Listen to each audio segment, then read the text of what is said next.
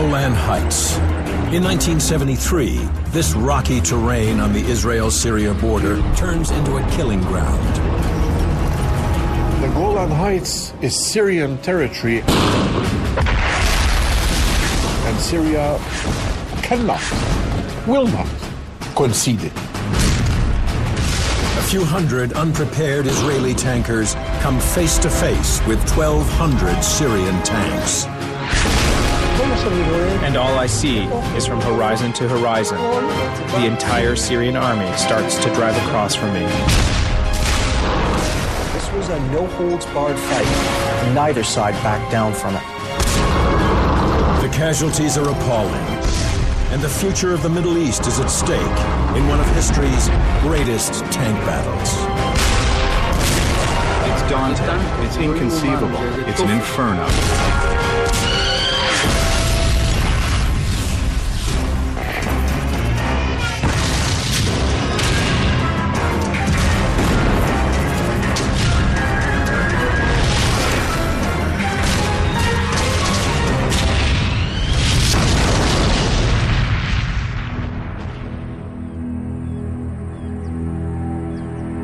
The Golan Heights, 460 square miles of the most hotly contested real estate on the planet.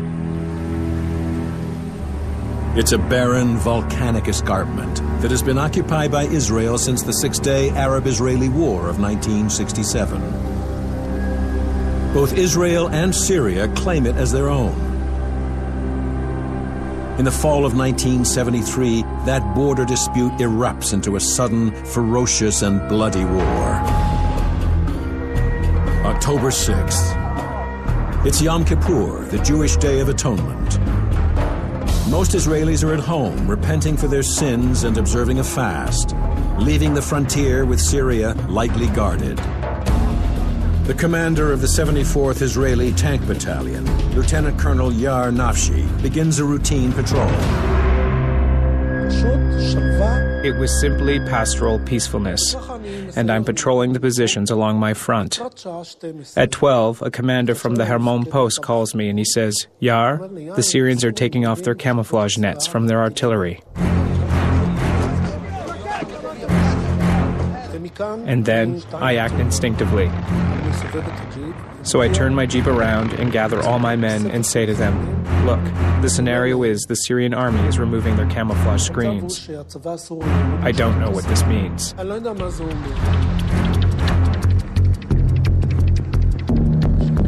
the men stop fasting, mount their tanks, and start to prepare them. And as we're driving from the lots, the bombardment starts.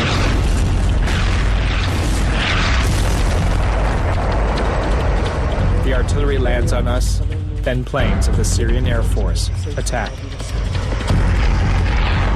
The Syrians have been planning the attack for 9 months. Israeli intelligence had some clues, but for the men on the front, it's a complete surprise. What the Syrians do is lull Israel into a false sense of security. The Israelis have seen the Syrians move all their troops up, get geared up for war, time and again, only to have them all go back to their bases. And so on the 6th of October, when the Syrians don't go back to their bases, the Israelis are caught completely off guard. Israel is a small state, and they have perfected the art of mobilization.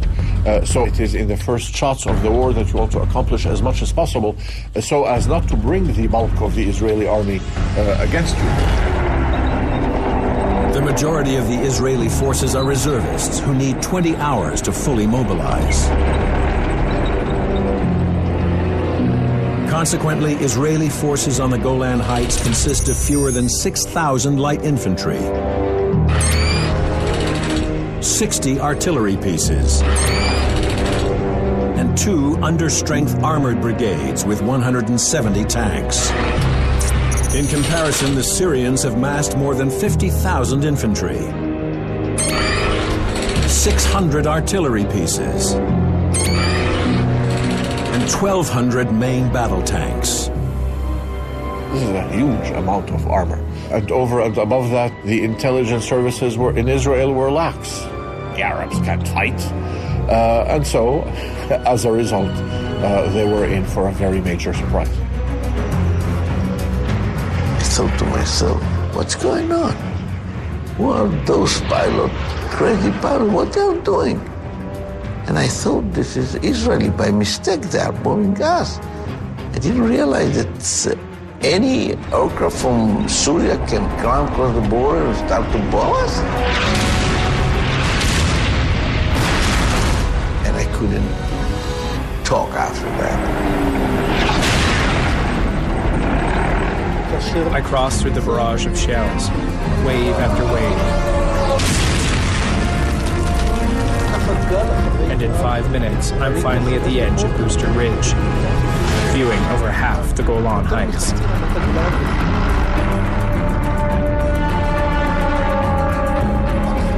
At first it's small, and then, like rings of cigarette smoke, it slowly gets closer, bigger and bigger.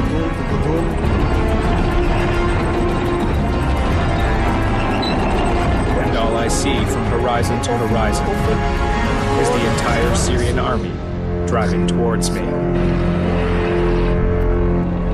But this is only part of a much larger war. Egypt and Syria have launched simultaneous attacks on two fronts, splitting Israeli defense forces. Their mission? To take back territory lost during the six-day Arab-Israeli War, including the Sinai and the Golan Heights. The Syrian body politic was humiliated, was traumatized. It is as a result of this that we had the 1973 war, a war that was made specifically in order to regain this territory that Israel occupied. The Syrian battle plan is to use overwhelming force and penetrate the Israeli line at 2 points. Then send armored divisions through the gaps to advance across the Golan Plateau and seize key bridges over the Jordan River.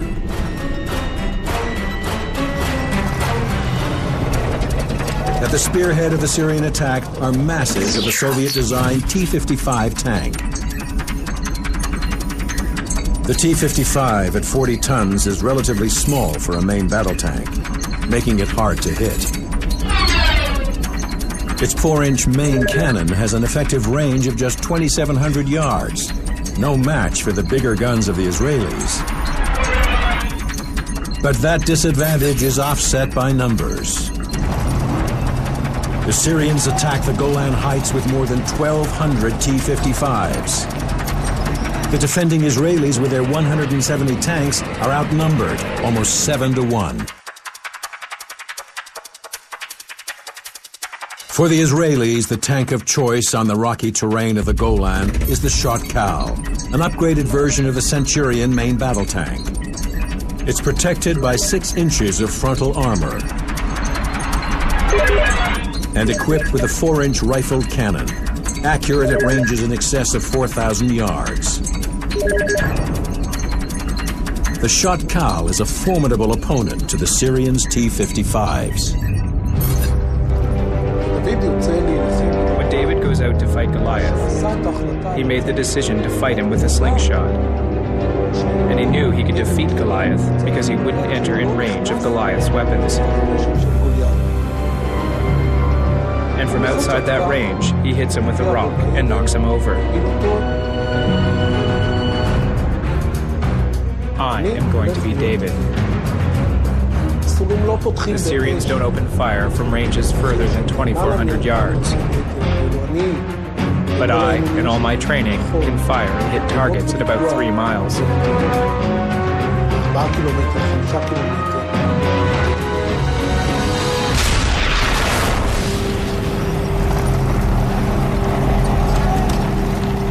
The Israelis understood that in the terrain of the Middle East, where you often had very long fields of fire, being able to kill the other guy before he could kill you was a tremendous advantage. And so the Israelis had put a tremendous amount of effort into developing long-range gunnery skills.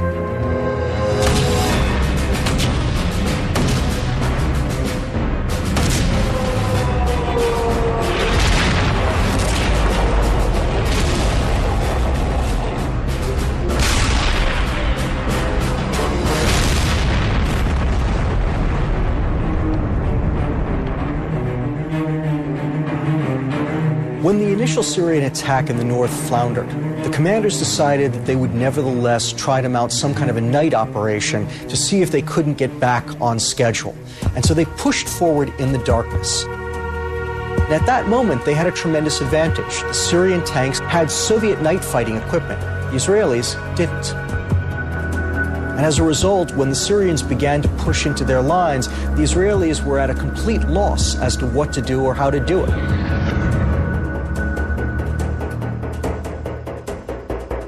The hardest combat was during the night. It was dark and nobody used any lights. When you turn on the lights, immediately they kill you.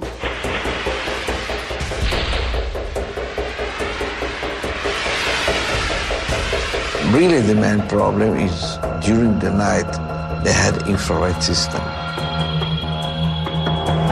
Syrian infrared projectors enabled the T-55s to see through the dark, detecting targets up to 1,300 yards away. It's a huge advantage for the Syrians. The only defense the Israelis have are night vision binoculars that can detect the infrared beam.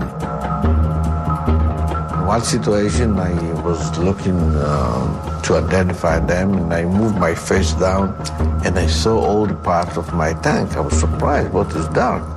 I moved my binocular, and I saw it's dark. I put it again in my face, I saw every part. And I found that 200 meters in front of me, one projector looked straight to my eyes with infrared system. And he identified me, he was ready to shoot. And I screamed to my driver, go far away, and we moved back. We shot to the direction they came from, just to give them the feeling that we are there waiting for them. They didn't know that we are blind. The Syrians infiltrate Israeli positions through the night, and the line between the two tank armies becomes increasingly blurred. One situation, I saw a tank beside my tank, 10 meters. The tank looks strange, and the stoplights turn on. I talked to the platoon leader. He was close to my tank. He said, there is a tank there, use the light and show me who is this tank. He didn't want first, of course, and I convinced him, I ordered him. And he put the lights, and I saw T-55. I was in shock. Of course, I shot him. At this moment, when he was on fire, I saw another tank close to him. I shot him too.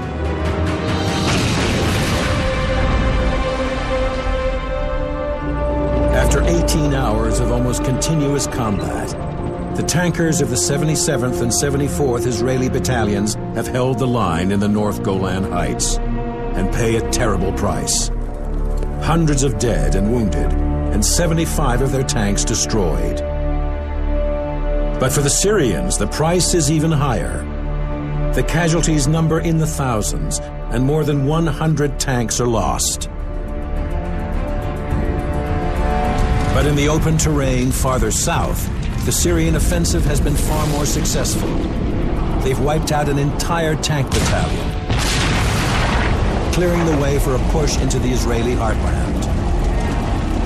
Of course, I was as euphoric as all Arabs were to see images of Syria advancing in the Golan Heights.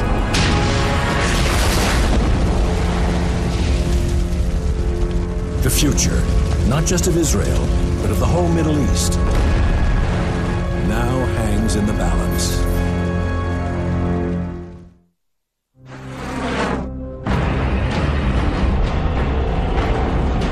October 6, 1973, Egypt and Syria attack Israeli forces on two fronts. They're determined to take back all the territory they lost in the Six-Day War of 1967. Syrian armored brigades strike at 2 points on the Golan Heights, throwing 50,000 infantry and 1,200 tanks into the battle. In the rugged and hilly northern sector, Israeli defenders hold the line through the first day of fighting, even though they're outnumbered almost 7-1 and take heavy casualties. But in the more open country farther south, the Syrians seem unstoppable. In the south, you had two very aggressive Syrian commanders. They dragged their bridging equipment forward, they crossed over, and they were able to mass so much power against these thinned out Israeli defenses in the southern flank of the Golan that they were able to punch through. October 7th. After a day of fierce fighting, the Israeli southern line falls apart under a massive onslaught of Syrian armor. By 8 a.m., Syrian forces are advancing across the Golan Plateau, driving towards key bridges crossing the Jordan River. The Syrian assumption was that if they could punch through those Israeli lines and drive as fast as they could, grab those bridges, they would effectively be able to prevent Israeli reserves from mounting a viable counterattack out of Galilee.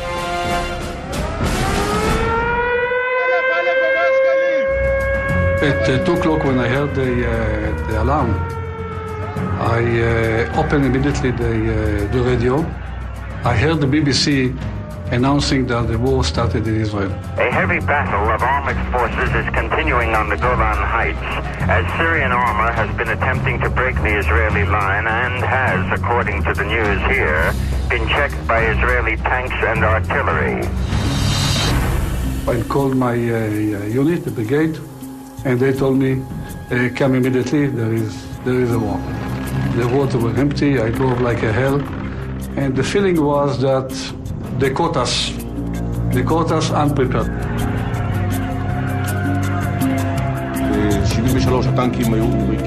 In 73, the tanks were bare of ammunition and equipment. They had to be loaded with shells, and all of the equipment taken out of storage and organized. If you have the full crew, which are 4 members, it takes something like 4 to 6 hours to prepare it really properly. But during the rush time, we didn't really prepare properly the tanks. Everybody went to the Golan Heights, doesn't matter how many tanks he had, if the tanks are completely equipped or not. They just went. Syrian intelligence estimates it will take Israel 20 hours to mobilize its tank reserves, but the Israelis do it in 10. Throughout the night, Israeli reservists make their way to the battlefield, are hastily organized into units, and thrown into the fight against the Syrians. By the early hours of October 7th, the first tanks reach the Golan Heights. In the early morning, we advanced towards the enemy, already inside the Golan Heights. Dawn was beginning to break, and we saw lots of tanks. A mask of sorts came down. Now we have to do what is necessary. You don't think about it too much.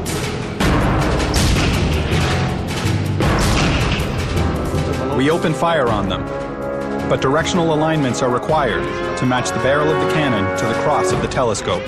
But we didn't do this because of our hurried exit. We didn't hit them.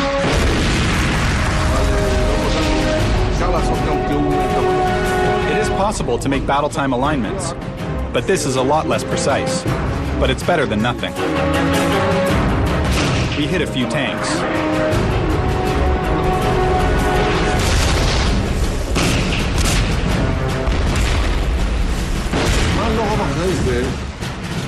But not long after this, I saw a very large cloud of dust coming from the southeast. And when this cloud got closer, it turns out that it was a very large Syrian force with T-62 tanks. It's the last thing the outnumbered Israelis want to see on the battlefield. The T-62 is an upgraded version of the T-55. Those upgrades include 9.5 inches of frontal armor and a bigger 581 horsepower engine. But the biggest threat is the T-62's 4.5-inch Molot main cannon. Its smooth bore design increases muzzle velocity, giving it a range of nearly 4,400 yards.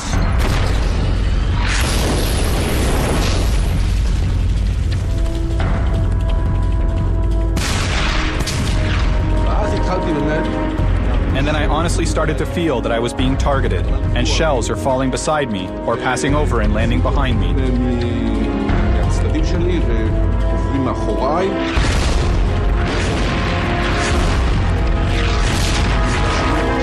And if the first one is long, the next shell will be short, and then the next will hit me. So I reverse off the firing ramp and look for a new position. We started the battle with maybe 5 or 6 tanks against this very large Syrian force. All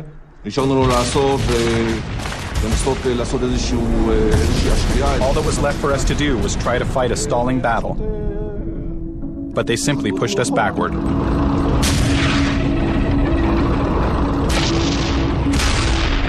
It's overwhelming. 4 Syrian brigades, 350 tanks, push through Israeli defenders and advance towards the bridges over the Jordan River.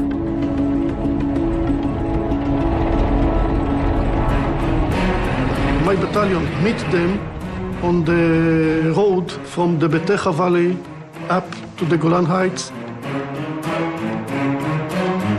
The first tanks in our column, they didn't see them. Only the last tank saw them, and he began to shoot. And the commander shouted at him, "Why are you shooting? We are in our territory." He said, "This is Syrians, already here. We didn't believe that they arrived so west." Their problem was that the T-55 have only 5 degrees of degradation. That means the cannon can't be aimed very far down. It's a disadvantage for a tank on higher ground, engaging an enemy approaching from below.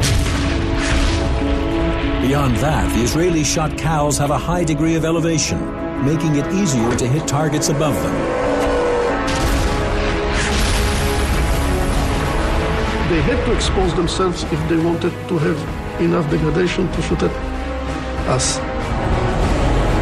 So when they expose themselves, we shoot them.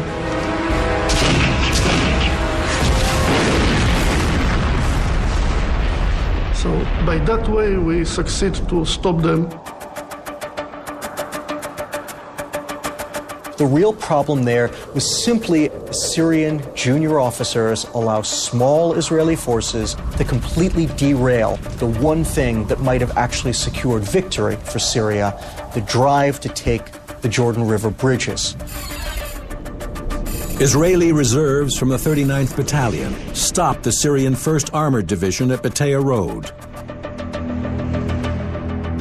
But farther south, the Syrian offensive remains unopposed, as 40 tanks of the 132nd Mechanized Brigade advanced towards the small village of El Al. I receive orders to head for El Al and seal up what is known as the El Al position. It's a position between 2 deep canyons about a mile wide. He who possesses it and successfully holds the position controls all routes down to the Sea of Galilee.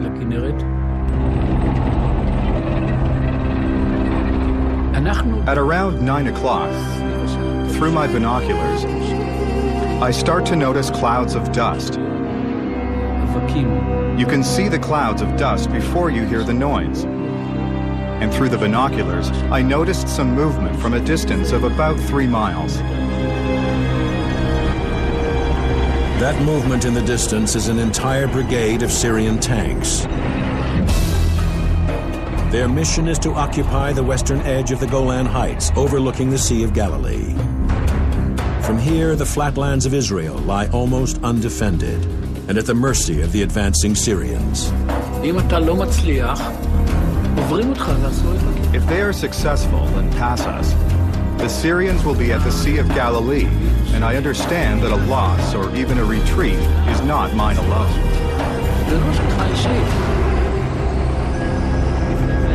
It would be fatal.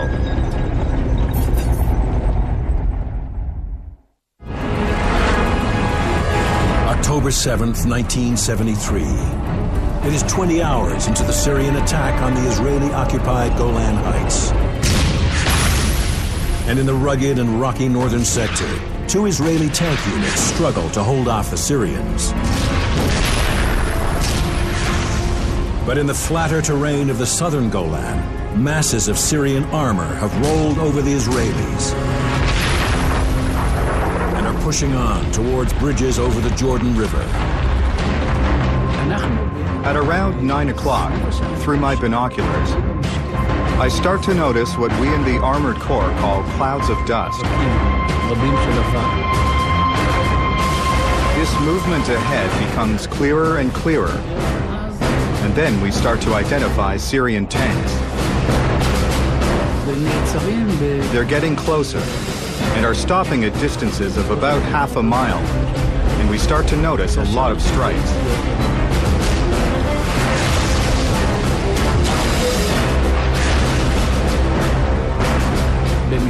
At the plateau of El Al, it's absolutely flat. It's as if they put the tanks on a billiard table and said, "Please, go ahead and play now." You can see huge distances. There is nowhere to hide. And the only thing that can save you is your own capability, your own skill, and to always be on the move.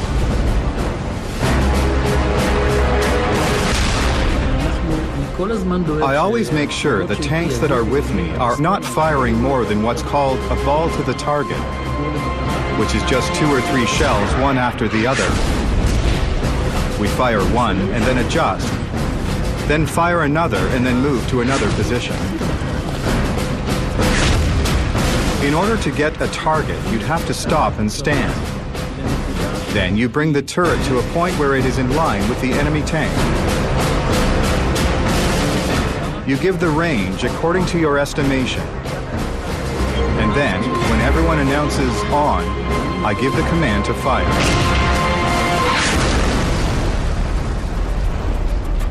The Israelis, for their part, maneuvered constantly. They darted from firing position to firing position. Most Syrian armored units didn't maneuver at all. They simply drove straight at the Israelis.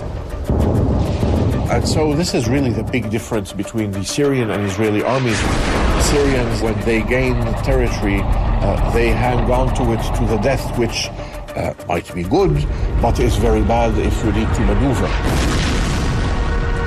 The simple fact is that the Syrian tankers are just no match for the Israeli counterparts. The Israelis have taken the best shots that Syria has to give, and they're now in a position with enough combat strength that they can begin to push back.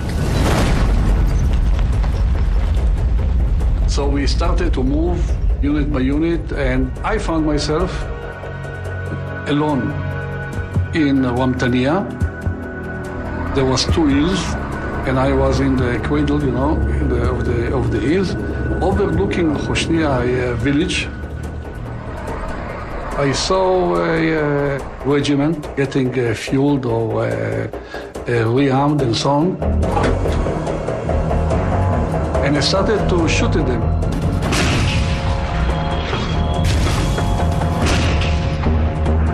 And I saw some Syrian tanks leaving the hills.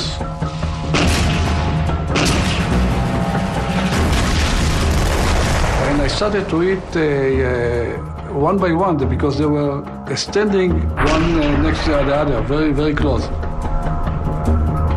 The Syrian tanks are sitting ducks for the Israelis' high-explosive squash head, or Hesh round. On impact, they squash against the target and explode.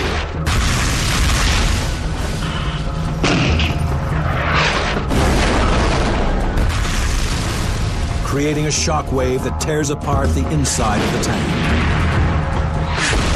I think I destroyed something like 7 tanks before they started to move and to understand that somebody is shooting at them. They shot back.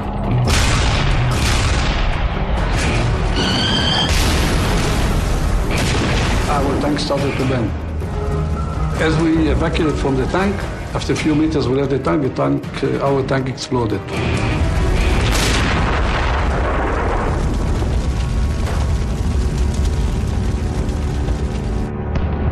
The outnumbered Israelis fall back and regroup, and the Syrians gear up for a final big offensive.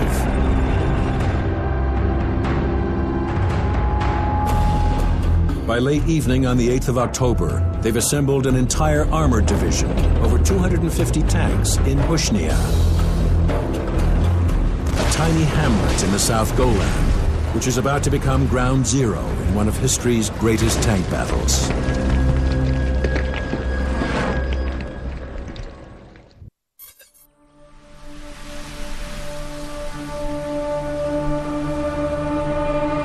Hushnia, once a thriving village in the southern Golan Heights. Today it's a scattered collection of ruins, a grim monument to the ferocity of the 1973 Arab-Israeli War. Syrian and Israeli tank forces clashed here in a historic encounter, now simply remembered as the Battle of Hushnia. October 9th. The Syrian advance into the Golan loses steam, and they assemble an armored division, over 250 tanks at Hushnia, in preparation for a final big offensive. But in the 3 days since Syrian attacks on the Golan Heights began, the Israelis have mobilized hundreds of tanks and thousands of reserve soldiers. Most of them stream towards Hushnia for a showdown with the Syrians. I received an order to cross the oil pipeline and advance and capture Hushnia. The Syrians held this place as their last stronghold on the Golan Heights. And for the first time since the war began, there was a plan for an organized attack with artillery and jets. The artillery started falling on Hushnia.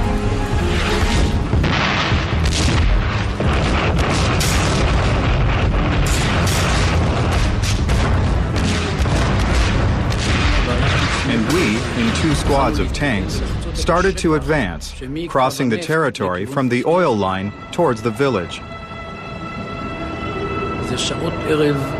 It's dusk, the last light, and you can see the entire village blazing, exploding, and the mosque of Hushnia in the middle of this whole thing. We advanced with the tanks, and the Syrians didn't escape. When we are passing through the village, they stop shooting at us. But it's dangerous because everything is exploding and blazing around us. It's Dante. It's inconceivable. It's an inferno. And then, from within the village, out burst Syrian tanks and trucks. They are terrified, trying to escape.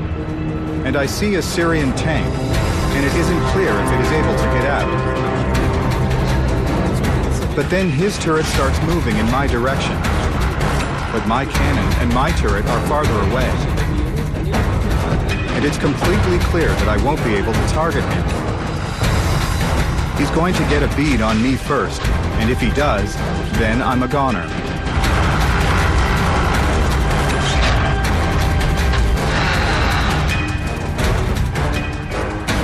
Behind me is one of my battalion officers, and he launches a shell. These are difficult displays to describe, but the Syrians ran for their lives. The Israeli reserves destroy more than 200 tanks, stalling the Syrians' big push. By the afternoon of October 9th, the Israelis have retaken most of the southern Golan. But on the northern front, they are still struggling to hold off Syrian forces in a place that will soon become known as the Valley of Tears.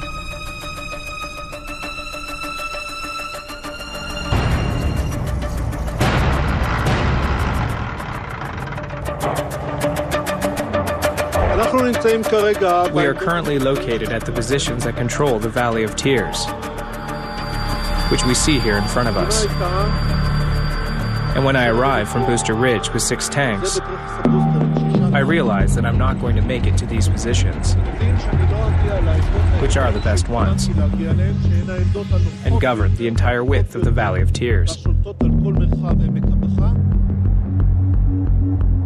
By now, Unit 7 has retreated back, and I find myself alone with 6 tanks. And I decide to make a defensive stand on the reverse slope. And I stop the 6 tanks and spread them out along the back slope of the hill that is located behind us.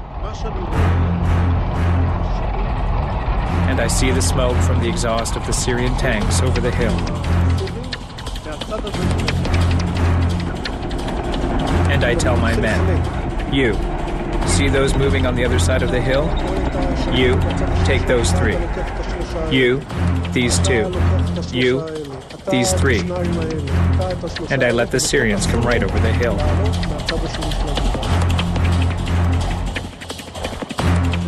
I allow the Syrians to advance, and they head towards the top of the hill with the barrel of their cannons pointed upwards. And I wait for them.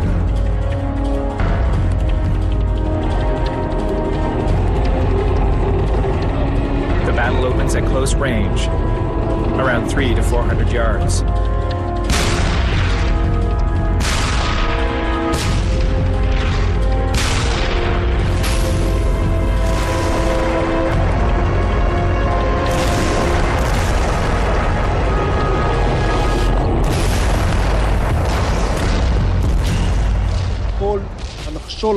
And we stopped their advance towards the main road.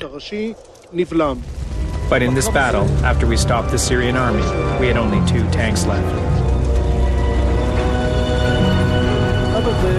On this side, at the foot of Mount Hermonite, we see today the same famous valley where the commander of the 77th Battalion, Colonel Kawani, stood and blocked the Syrian advance through this valley.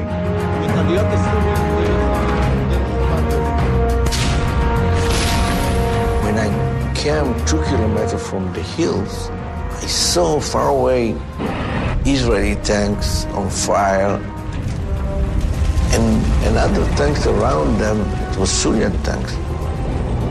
And I moved with my tanks to the valley. I was in shock. I called my commander and said, if you have any tanks in the area, send them immediately.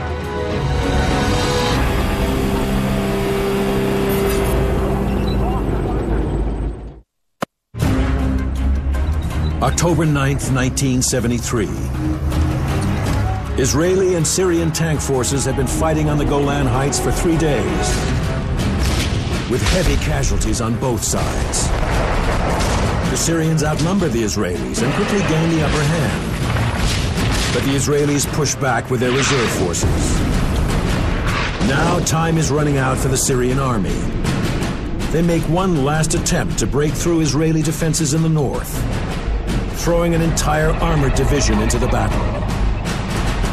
They've got 200 tanks, half of them T-62s, and the Israelis are down to less than 30 Centurions. The main forces is just behind the hill. If they will come to the top of the hills, nobody can stop them. They will run all the way to the Galilee. And I've decided to move forward and to catch the hills and to catch them on the valley.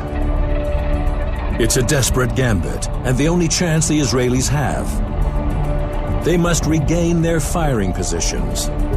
And to do that, they have to cross 870 yards of open ground in the teeth of Syrian fire.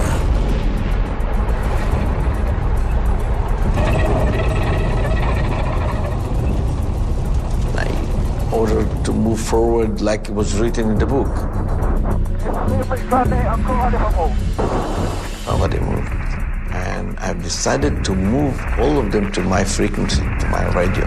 Every gunner, loader, driver, and tank commander, sergeant listened to my voice. And I told them, look, the Syrian soldiers, how they're fighting so well. Look at them.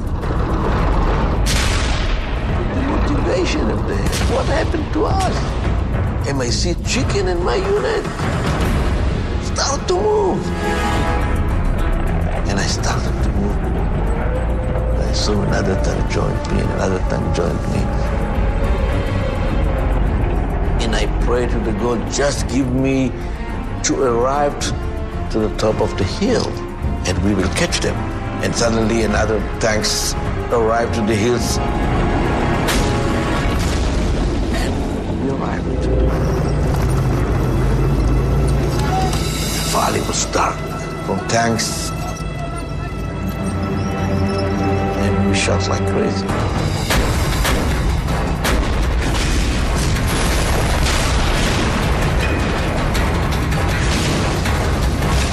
The moment that we've been on the fire position and they move on the valley, this was easier for us to shoot all of them.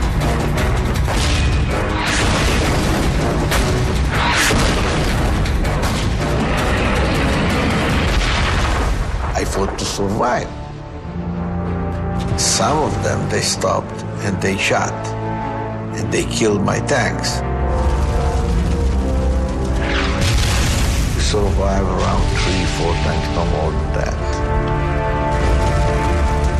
I remember that I was trying to count the tanks that we shot all over, and I couldn't.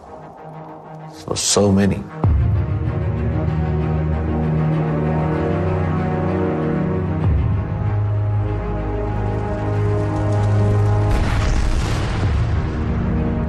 Syria's hope of retaking the Golan Heights ends in the Valley of Tears.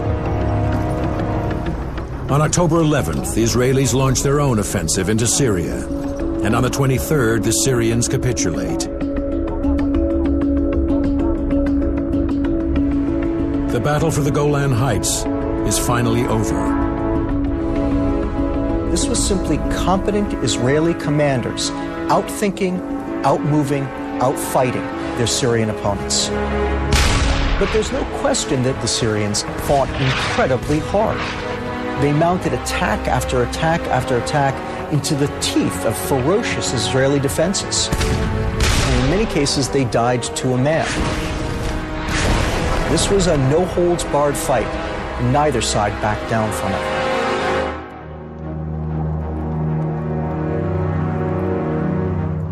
The 1973 Arab-Israeli War lasts just 16 days, but those days are among the bloodiest in the history of armored warfare. The battlefields are left littered with the hulks of destroyed tanks. The Israelis lose between 400 and 500. The two Arab countries somewhere between 12 and 2,200. But the real tragedy is in the human cost on both sides.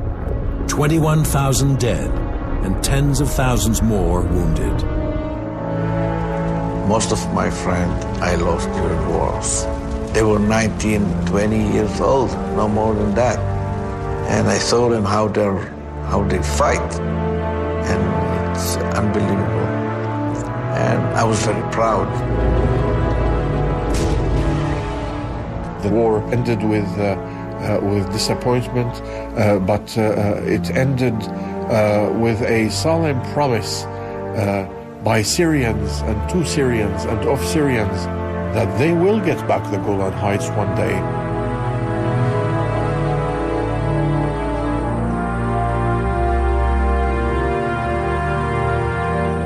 If the Golan Heights is not returned to Syria, I dare say that there will not be peace in the Middle East.